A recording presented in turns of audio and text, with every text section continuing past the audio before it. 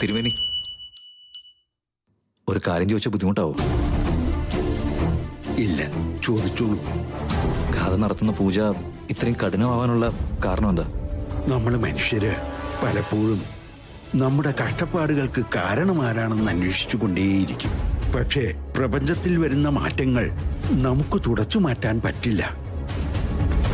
ഇപ്പോ ഗാഥയുടെ ജാതകത്തിൽ സംഭവിച്ചതുപോലെ ഒരു ദശാസന്ധി വന്നു കഴിഞ്ഞാൽ അതിന് പരിഹാരം ചെയ്യുക മാത്രമാണ് മാർഗം.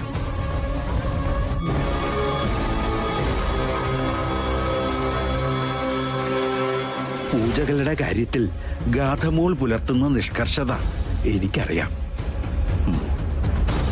എല്ലാം ഭംഗിയായി തന്നെ കലാശിക്കും.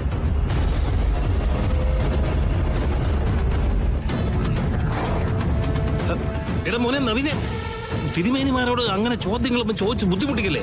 അവർക്ക് നല്ലത് പറയാനല്ലേ പറ്റൂ. അങ്ങനെയാണല്ലോ അല്ലേ?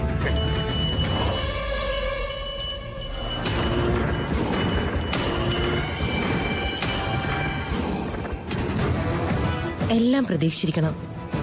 അപ്പൊ പിന്നെ പ്രത്യേകിച്ചൊരു ഞെട്ടലിന്റെ ആവശ്യം ഉണ്ടാവില്ല. ഈ ജന്മം മുഴുവൻ നവീൻ ഇതൊക്കെ തന്നെയാവും പണിയെന്നാ എനിക്ക് തോന്നുന്നത്. വല്ലാത്തൊരു ജാതകവും കല്യാണവും തന്നെ.